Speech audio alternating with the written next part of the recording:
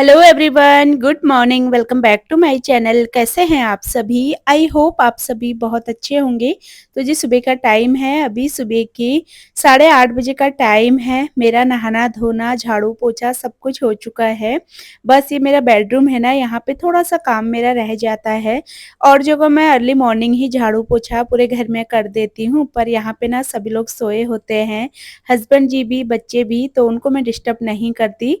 जब वो लोग उठ जाते हैं अपने-अपने काम पे चले जाते हैं, फिर इस रूम की बारी आती है। तो देखिए जी यहाँ पे किचन का काम भी मेरा सारा निपट चुका है, मॉर्निंग का खाना बनाना सब कुछ हो चुका था, पूजा-पाठ, बस मैंने अभी नाश्ता नहीं करा है।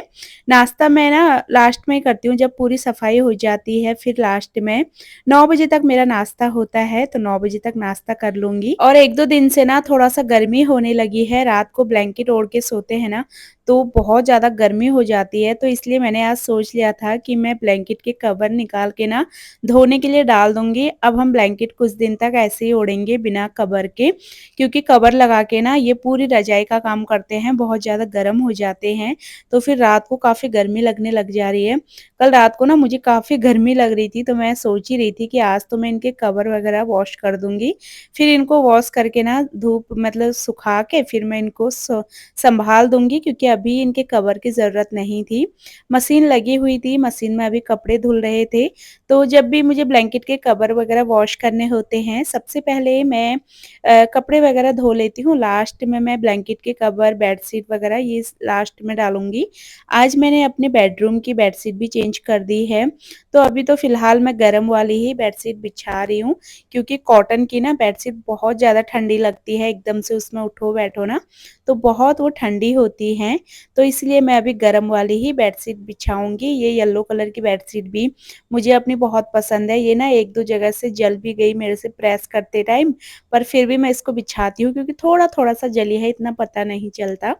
तो अच्छी लगती है मुझे ना, येलो कलर मुझे काफ़ी पसंद है, चाहे वो कपड़े हों, चाहे वो बेडशीट हो या फिर कर्टन्स वगैरह कुछ भी हो, क्योंकि येलो कलर से ना घर एकदम खिल के आता है। तो चलिए बेड वगैरह अपना मैंने सेट कर लिया है, अब बारी आती है अपने सोफ़ा कवर को भी बिछाने की। तो मैंने आज अपने सोफ़ा कवर, बेडशीट सब कुछ धोने के लिए डाल दिया है। तो सोफ़ा कवर भी ना मेरे पास 3 जोड़ी के हैं, तो जब एक को बिछा दो तो दूसरे को बिछाने का नंबर जल्दी नहीं आता, क्योंकि सोफ़ा कवर वगैरह इतनी जल्दी वॉश होते नहीं हैं। मैं तो फिर भी कर देती हूँ, क्योंकि एक ही देख-देख के ना मैं बोर हो जाती हूँ, तो मैं दूसरा बिछा देती हूँ। और ये वाला सोफ़ा कवर तो मुझे अपना बहुत ज़्यादा पसंद है। ये बहुत अच्छा है ना, अभी इतना पता नहीं चल रहा, पर ये कलर बहुत प्यारा लगता है बिछाने के बाद। सुबह उठ के ना इस रूम की सफाई मेरे लिए मुझसे मतलब इसी वजह से नहीं हो पाती, क्योंकि इस रूम में काम ना ज़्यादा होता है। ये रूम मेरा सबसे ज़्यादा यूज़ भी होता है। दिन भर बच्चे भी यहीं पे रहते हैं और ये रूम भी काफ़ी बड़ा है। तो यहाँ पे सफाई करने के लिए ना मुझे इत्मीनान से काम करना पड़ता है। कोई इधर से कोई उधर से डिस्टर्ब करे तो काम नहीं हो पाता। और सुबह-सुबह सब सोए होते हैं, तो सोफ़ा वगैरह हटाओ, क्योंकि बिना सोफ़ा इधर-उधर खिसकाए ना झाड़ू अच्छे से नहीं लग पाता है। तो सोफ़ा वगैरह इधर-उधर खिसकाओ, फिर सबकी नींद डिस्टर्ब होती है, तो इसलिए मैं किसी की नींद खराब नहीं करती अपने चक्कर में। तो आराम से मैं बाद में ही इस रूम की बारी आती है। तो देखिए पूरे रूम का मैंने झाड़ू पोछा कर लिया है। अब बारी थी यहाँ पे मशीन में दूसरा स्लॉट कपड़ों का लगाने की, तो एक स्लॉट धुल चुका था, दूसरा स्लॉट यहाँ पे मैं लगाऊँगी। और धूप आप देख सकते हैं, अभी तेज़ धूप नहीं आ रखी है, धूप हल्की-फुल्की ही आ रखी है। पर मैंने जो है मशीन लगाना सुबह-सुबह ही स्टार्ट कर दिया था। नहीं तो क्या होता है ना, बाकी काम तो हो जाता है, फिर कपड़ों का काम रह जाता है, तो फिर लगता ही नहीं है काम हमने टाइम से ख़त्म करें। तो इसलिए टाइम से सारे काम ख़त्म हो, एक साथ सारे काम चलते हों, मतलब सारे काम एक ही साथ निपटते चले, तो इस तरीके से मैं काम करती हूँ। पापा ने नहा भी लिया था, पापा को मैंने बोला नहा मतलब पापा नहाने जा रहे थे, तो मैंने उनको बोला कपड़े आप मुझे दे दो निकाल के, जैसे उनकी शर्ट वग़ैरह, तो उनको मैं धुलने के लिए डाल दूँगी। नहीं तो कोई भी लेट नहाता है ना, फिर उनके कपड़े रह जाते हैं, फिर मशीन लगाने का कोई फ़ायदा नहीं होता। तो इसीलिए पापा के कपड़े भी बाकी सब बच्चे, बच्चों के पापा वो तो सुबह-सुबह ही चले जाते हैं। उनका काम तो सुबह ही हो जाता है, तो उनके कपड़े वग़ैरह वॉश करने के लिए सुबह ही मिल जाते हैं मुझे। मशीन लगा के अब आ गई हूँ मैं किचन में। किचन आप मेरा देख सकते हैं, बिल्कुल साफ-सुथरा है, क्योंकि सुबह किचन की क्लीनिंग तो हो ही चुकी थी। अब मुझे आज थोड़ा-सा काम था, मुझे मलाई से ना मक्खन निकालना था, तो थोड़ा-सा ही मलाई थी मेरे पास, ज़्यादा भी नहीं थी मलाई। तो जितनी भी हुई है ना इसका मैं मक्खन निकाल दूँगी, इतनी ही थी 1 बाउल भर के। नहीं तो मैं क्या करती हूँ ना 2 बाउल समथिंग बना देती हूँ, फिर क्या होता है घी भी थोड़ा अच्छी खासी क्वांटिटी में निकल जाता है। और मेरे पापा को ना जो ये हम घी निकालने के बाद जो नीचे बच जाता है ना वो, जिससे कई लोग मिठाई भी बनाते हैं, तो मेरे पापा को उसमें नमक डाल के ना रोटी खाना बहुत ज़्यादा अच्छा लगता है और उसमें रोटी ना बहुत टेस्टी होती है। तो मैंने सोचा जब तक पापा यहाँ है ना मैं एक बार घी बना दूँ ताकि पापा उसमें रोटी खा लेंगे। उसमें आप थोड़ा-सा घी भी रहने दो, मतलब घी जब हम पिघलाते हैं ना थोड़ा घी रहने दो और थोड़ा जो नीचे का होता है ना वो ब्राउन-ब्राउन सा निकलता है, उसमें हल्का-सा चुटकी भर नमक डाल के उसमें रोटी खाएँगे ना, एकदम गरमा-गरम कुरकुरी रोटी बना के तो सच में वो बहुत टेस्टी लगती है और मेरे पापा को वो बहुत पसंद है, तो मैंने कहा पापा को खिला दूँगी। तो जितना भी मक्खन था मतलब मलाई थी, मैंने सोचा इसका मक्खन हम निकाल लेंगे। मक्खन निकालने के लिए ना मैंने फ्रीज़र में से कल रात को ही मलाई को बाहर निकाल लिया था। बाहर ही छोड़ दिया था मैंने, फ्रिज में नहीं छोड़ा था, किचन में रख दिया था रात को। तो सुबह तक ना सारी बर्फ़ भी पिघल जाती है और इस तरीके से फिर मक्खन ना जल्दी निकल के तैयार हो जाता है। तो देखिए 1 से 2 मिनट ही, 1 मिनट मुश्किल से मैंने ये ब्लेंडर को ब्लेंड किया होगा इसमें और हमारा मक्खन निकल के बिल्कुल तैयार है। तो मेरी एक सब्सक्राइबर है ना वो मेरे से पूछ रही थी कि दीदी आपका ब्लेंडर कौन-से ब्रांड का है? तो ये महाराजा ब्रांड का है, इसको लिए हुए मुझे काफ़ी टाइम भी हो गया है। काफ़ी अच्छा है ये मैंने स्पेशल ना मक्खन निकालने के लिए ही लिया था, क्योंकि मैं फिर क्या करती थी ना मिक्सी में निकालती थी कभी, तो मतलब बर्तन बहुत ज़्यादा भर जाते हैं। तो ये ब्लेंडर से ना काम ईज़ी हो जाता है, आपने जिस बर्तन में भी निकालना है घी उसी में रखो, सीधा ब्लेंड करो और चुटकियों में आपका मक्खन निकल के तैयार हो जाता है। तो इतना ही निकला, 3 से 4 बॉल बनी थी छोटी-छोटी सी। मैं गाय का दूध लेती हूँ ना, तो गाय का घी बहुत ज़्यादा फ़ायदेमंद होता है। दवाई के रूप में भी अगर आप उसको लेंगे ना आधा चम्मच भी डेली, तो वो बहुत ज़्यादा फ़ायदा करता है। जैसे किसी की आइज़ वीक वगैरह हो जाती है ना, बच्चों को चश्मा लग जाता है आजकल, बहुत कॉमन सी प्रॉब्लम हो गई है। तो बच्चों को अगर आप गाय का घी खिलाएँगे ना, तो बहुत अच्छा होता है, इससे नज़र भी आपकी अच्छी तेज़ होती है। तो इसलिए गाय का घी तो बहुत ही ज़्यादा अच्छी दवाई भी मानी जाती है। तो देखिए जी घी मतलब मक्खन निकाल के घी बनने के लिए छोड़ दिया था मैंने और पापा को ना मैंने वो जो मैंने हलवा बनाया था ना आटे का, पापा ने ही बनाया था। तो पापा ने बोला मुझे थोड़ा-सा हलवा दे दे खाने के लिए। पापा को मैंने गरम करके हलवा दे दिया है, बालकनी में बैठ के ही पापा धूप में अपना हलवा एन्जॉय करेंगे। क्योंकि पापा ने अभी नहाया था ना, तो नहाने के बाद गरम-गरम हलवा खाओ ना, आपको ठंड बिल्कुल भी महसूस नहीं होगी। तो बाकी अब मेरे कपड़ों का एक ये स्लॉट भी धुल चुका था। कपड़े मैंने पानी से निकालने के लिए छोड़ दिए थे, तो इनको मैं निचोड़ के ना ड्रायर में डाल दूँगी। सारे कपड़े हो चुके हैं ड्राई। अब क्योंकि ये मशीन ना थोड़ा-सा मेरी पुरानी भी हो गई है, तो इसमें कपड़े अगर ज़्यादा हो जाते हैं ना, तो वो कपड़े ड्राई नहीं करता है। ये मतलब ऐसे ही घूमेगा ही नहीं, तो बहुत दिक्कत होती है।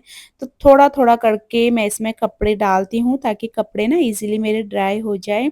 तो एक स्लॉट कपड़ों का ड्राई हो चुका है, अभी दूसरा स्लॉट भी लगा दूँगी मैं, ये भी ड्राई हो जाएँगे।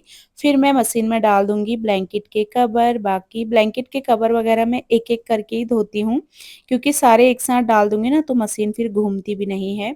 तो एक-एक करके इनको डालूँगी और तब तक ये जो हमारे डेली यूज़ के कपड़े होते हैं ये भी धुल चुके थे और आज धूप भी ना बहुत ज़्यादा तेज़ नहीं थी, मतलब धूप तो अच्छी लगी थी, पर एक जो बर्दाश्त से बाहर वाली आजकल लग जा रही है ना वो नहीं थी। तो बस कपड़े सुखा के चलते हैं किचन की तरफ।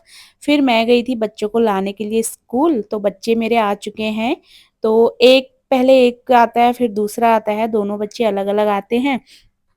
तो एक को लेके आती हूँ, फिर मैं लंच बनाती हूँ, फिर लंच बना के फिर जैसे ही लंच बनता है, फिर मैं जाती हूँ दूसरे को लेने। तो दिन का टाइम तो मेरा बहुत ज़्यादा बिज़ी हो जाता है।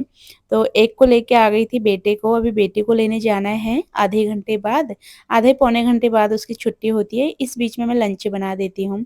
अच्छा आज मेरा ना चावल बनाने का बिल्कुल मन नहीं कर रहा था, ना तो खाने का मन कर रहा था, तो मैंने कहा आज ना मैगी बनाते हैं सबके लिए और पापा ने भी ना मना बोल दिया था कि मेरे लिए आज रोटी मतलब चावल रोटी कुछ मत बनाना।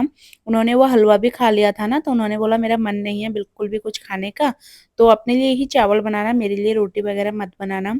तो मैंने कहा इससे अच्छा क्यों ना मैगी बना दूँ। पापा ने बोला मैगी मैं थोड़ा-सा खाऊँगा, क्योंकि कभी-कभार होता है ना रोटी सब्ज़ी खाने का मन नहीं करता, कुछ अलग-सा हो तो मन करता है, ख़ास करके मैगी तो हर टाइम हर किसी को पसंद आती है। तो मैंने कहा चलो सबके लिए ही मैगी बना देती हूँ। तो मैंने यहाँ पे ना जैतून का तेल लिया है, तो जैतून के तेल में आजकल मैं सब्ज़ी बना रही हूँ। जैतून का तेल लिया है थोड़ा-सा, उसमें मैंने जीरा वग़ैरह डाला, फिर डाल दिया था प्याज़, टमाटर, साथ में ही मैंने कट कर लिया था बारीक-बारीक सा। प्याज़, टमाटर डालने के बाद वही बेसिक मसाले, साथ में मैगी मसाला, जितने पैकेट मैगी थी उतने पैकेट मैगी मसाला डाल दिए हैं।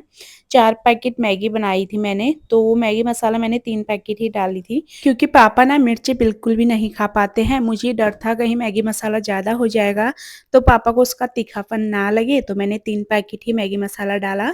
अच्छे से मसाला को पका लिया था, फिर इसमें डाल दिए थे तोड़ के मैगी और बस फिर ऊपर से डाल देंगे पानी। बहुत जल्दी बन के तैयार होती है ये मैगी और तड़का लगा के इस तरीके से प्याज़, टमाटर डाल के बनाओ ना, मैगी का अलग ही टेस्ट आता है। मैं तो इसमें रोटी, चावल कुछ भी खा लूँगी। इस तरीके से मैगी मुझे इतनी ज़्यादा पसंद है। अभी अगर आप इसमें गोभी, गाजर, मटर वगैरह डाल देंगे ना तो और ज़्यादा ये थोड़ा हेल्दी भी हो जाएगी। पर बच्चे नहीं खाते हैं वेजिटेबल्स, तो मैंने सिंपल सी बनाई है। 1-2 बॉयल आएँगे मैगी में, मैगी बन के तैयार हो जाएगी। तब तक यहाँ मैं कट कर लूँगी धनिया, हरा धनिया कट कर लिया है मैंने। तो मैगी भी चेक कर लेते हैं, बहुत अच्छी सी खुशबू आने लगी है। इस टाइम पे मुझे बहुत ज़्यादा जल्दबाज़ी मची हुई थी, क्योंकि मेरे बेटे का छुट्टी का टाइम हो रहा था, तो जल्दी-जल्दी मैंने धनिया कट करा, मैगी बनाई। अब मैं जाऊँगी बेटे को लाने स्कूल। मैगी बन के बिल्कुल तैयार है। दोनों बच्चे मैगी का नाम सुन के ही खुश रह गए थे कि मम्मा आज मैगी बना रही हैं। मैगी वगैरह बना के मैं चली गई थी फिर अपनी बेटी को लाने स्कूल, उसको लेके आई घर पे। उसके बाद उसने अपने कपड़े वगैरह चेंज करे। तो मैंने ना इसलिए ज़्यादा जल्दी नहीं बनाती मैगी वगैरह ना, फिर बहुत ज़्यादा थिक हो जाती है ना, वो खाई नहीं जाती फिर। तो गरम-गरम ही मैगी खाओ ना तो अच्छी लगती है। यहाँ पे दोनों बच्चों की प्लेट लगा ली है, बच्चों की तो खुशी का ठिकाना नहीं था इस टाइम पे कि मम्मा ने मैगी बनाई है, क्योंकि बच्चे तो चाहते ही हैं डेली उनको ये जंक फूड खाने को मिले, रोटी सब्जी ना मिले बस। दोनों बच्चों को दे दिया है मैगी खाने के लिए। यहाँ पे मैंने एक बाउल में ना पापा के लिए भी मैगी रख दी थी। तो पापा तो मेरे नाश्ता, लंच सब कुछ आजकल धूप में बैठ के ही खाते हैं दिन में। तो लंच करने के बाद मैंने अपना किचन समेटा, बर्तन वगैरह वॉश करे, वही किचन का दोबारा सफाई का काम। अब लास्ट काम बचता है मेरा थोड़ा देर इवनिंग में रेस्ट करने से पहले। आफ्टरनून में मतलब मैं जो रेस्ट करती हूँ ना 2 बजे के बाद, उससे पहले का काम बचता है घर में एक झाड़ू लगा लेने का। झाड़ू वगैरह लगा लूँगी, घर को साफ-सुथरा कर लूँगी, उसके बाद मैं एक छोटा-सा नैप लूँगी और इसी के साथ ही आज की वीडियो को यहीं पे एंड करूँगी। यही होता है मेरा सिंपल सा डेली दिनचर्या, जो एक हाउसवाइफ हर लेडीज़ का होता है, तो मेरा भी सिंपल सा ही दिनचर्या होता है, जिसमें मैं खुश रहने की पूरी कोशिश करती हूँ। फिलहाल चलिए आप सबसे मिलूँगी मैं अपनी अगली नई वीडियो में, तब तक के लिए आप सभी लोग अपना ध्यान रखिए, खुश रहिए। Bye bye and take care.